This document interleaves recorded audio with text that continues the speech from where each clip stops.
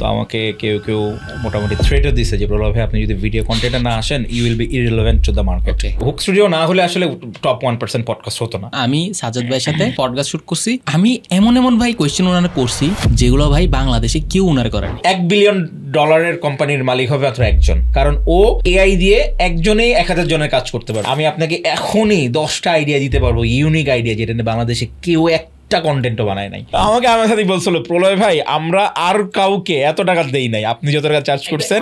Networking is a net worth. আমাদের আমির সাহেব খুব চমৎকার একটা কথা বলেছিলেন। উনি বলেছিলেন, আমার কাছে মনে হয়েছে যে আমি কি পড়লাম ভাই, পড়ার পরে মাথা নষ্ট, মানে আমি 2-3 দিন ঘরের ভিতরে ছিলাম। আপনার কাছে আজকে 1 সপ্তাহ সময় আছে, এই 1 সপ্তাহের মধ্যে আপনার সবকিছু ধ্বংস হয়ে যাবে। তাহলে এমন কোন 3টা জিনিস আছে যে 3টা জিনিসটা আপনি আবার শুরু করতে চান?